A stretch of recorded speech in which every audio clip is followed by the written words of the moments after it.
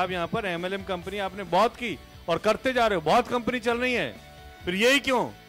और अगर इसको भी लगाना है अपने करियर के साथ कि एक और, तो कितनी कंपनी आती रहेंगी, कुछ नहीं होने वाला। यू हैव टू चेंज, आपको चेंज करना पड़ेगा। आपका कोई तरीका सोचने का, रहने का, करने का कहीं ना कहीं गलत है, जिसकी वजह से आपको कामयाबी नहीं मिल रही। और इतनी अच्छी अपॉर्चुनिटी आपको मिली है, इतना अच्छा सिस्टम मिला है, इतने अच्छे समय पर मिला है, इतने अच्छे अपलाइन मिले हैं, इतने अच्छे प्रोडक्ट मिले हैं, इतना अच्छा एजुकेशन सिस्टम मिला है। अगर इसके होते हुए भी अगर आप कामयाब नहीं हो सकते तो इसके मतलब कहीं ना कहीं आपका सिस्टम गलत है, तो उसका इलाज करवाना है। और ये BLTW हमने रखा basic leadership training workshop. Workshop का मतलब क्या होता है? जब आपकी कार को डेंटिंग पेंटिंग होती तो कहां जाती है? वो वहीं पे होती ना, ठुकाई भी होती है ना, वेल्डिंग भी होती है, पेंटिंग भी होती है।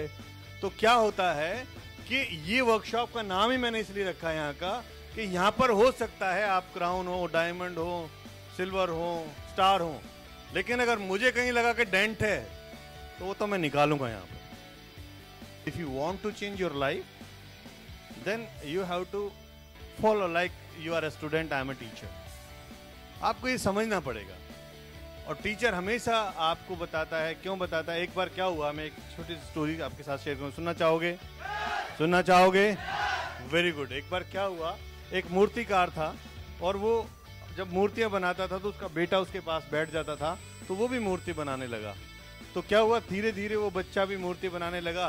और बच्चा जब भी अपने फादर के पास जाता, कहता पापा पापा मैंने ये मूर्ति बनाई है, तो क्या कहता वो, मूर्ति तो बहुत अच्छी है लेकिन इसमें अभी कमी है, तो इससे बेटर बनाओ कुछ और। उसके बाद वो फिर दूसरी बार बनाता, फिर से वो उसका पापा हमेशा ऐसे ही कहता कि मूर्ति तो बहुत अच्छी है। ये साल 2 साल 10 साल चलता रहा। 5-7 साल बाद क्या हुआ कि जो मूर्तियां वो बच्चा बनाता था उसकी तारीफ मार्केट में होने लगी। उसके बाद उसके रेट्स जो उसके पापा बनाते थे उससे ज्यादा उसका रेट जो है उसके बेटे की मूर्तियों को मिलने लगा। अब क्या हुआ कि रेट इतना बढ़ गया कि पापा का जो अभी लड़के को लगने लगा कि यार जो टैलेंट है मेरा तो मेरे पापा से ज्यादा है। यस और नो? तो उसके पापा के पास गया, पापा देखो मेरा टैलेंट और आपकी देखो, आपकी मूर्ति इतने की बिकती है और मेरी मूर्ति इतने ज्यादा पैसों की बिकती है। तो आप, उसका बांध टूट गया था। कहता आपसे ज्यादा अच्छी बनानी जानता हूं मैं, आप क्या जानते हैं? उसने कहा ठीक है। उसके बाद उसने क्या किया, अपने बाप से पूछा नहीं कभी भी मूर्ति, तो जैसे ही उसने मूर्ति बनाई कॉन्फिडेंस में आ गया ना, तो मूर्ति बनाई तो धीरे धीरे क्या हुआ, मूर्ति वैसी बनती थी और मूर्ति जितना गुण था, जितना ज्ञान था, उतनी मूर्ति बन रही है। तो वो जब मूर्ति बनती, बनाता वो, तो धीरे धीरे उसके प्राइस जो है लो होने लगा। और एक टाइम ऐसा आया कि उसके फादर के जो मूर्तियां बिकती थी उससे भी कम उसकी मूर्तियों का रेट लगने लगा।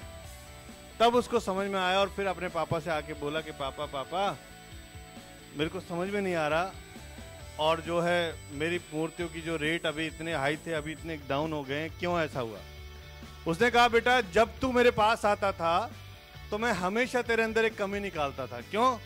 फिर तेरे अंदर एक जुनून होता था, जोश होता था कि इस बार मैं और अच्छा करूंगा, इस बार और अच्छा करूंगा। यानी कि हर बार तुम पहले से बेहतर मेहनत करते थे, दिमाग लगाते थे, दिल से बनाते थे, इसलिए वो और अच्छी बनती थी और अच्छी बनती थी और अच्छी बनती थी। क्योंकि जिस दिन तुमने राय लेना छोड़ दिया उस दिन क्या हुआ, आपका जो एक्स्ट्रा प्यार था, एक्स्ट्रा लगाव था, एक्स्ट्रा इनोवेशन था, एक्स्ट्रा मेहनत थी, वो सब बंद हो गया। तो लोग एक चीज को पसंद नहीं करते। दिस काइंड ऑफ ट्रेनिंग्स आपको उसी तरीके का सुधार करते हैं। मैं आपकी कमी आप लोगों को बताता हूँ। इतना सब कुछ होने के बाद 3 लाख 3.5 लाख वो कमाते हैं, 2 लाख ये कमाते हैं, 2-2.5 लाख ये कमाते हैं। इसके बावजूद भी इनकी कमी निकालता हूँ। मुझे पता है कि अगर मैंने कमी निकालना छोड़ दिया तो इनके चेक्स नीचे आते चले जाएंगे। कभी भी अपलाइन आपकी गलती बताता है, आपके पेरेंट्स आपकी गलती बताते हैं, आपके माँ बाप गलती बताते हैं, तो उसको सुनिए, सीख लीजिए और अपने आप को थैंक कीजिए, गॉड को थैंक कीजिए कि भगवान थैंक यू वेरी मच कि मेरे साथ कोई तो है जो मेरे सपनों को पूरा करने के लिए, मेरी गलतियों को दूर करने के लिए, मेरे परिवार के सपनों को पूरा करने के लिए, मुझे कामयाब बनाने के लिए चिंतित है। अरे नहीं तो किसको किसकी पड़ी है? किसी के पास टाइम नहीं है, किसी के पास फुर्सत नहीं है। Everybody has a problems. सब टेंशन और तनाव में। आपके साथ एक अच्छी टीम है, अच्छा लीडर है, अच्छा अपलाइन है, अच्छी टीम बनी है, आपके पेरेंट्स आपके साथ है, तो उनका कहना मानिए और थैंक्स कीजिए कि आपके पास कोई ना कोई है।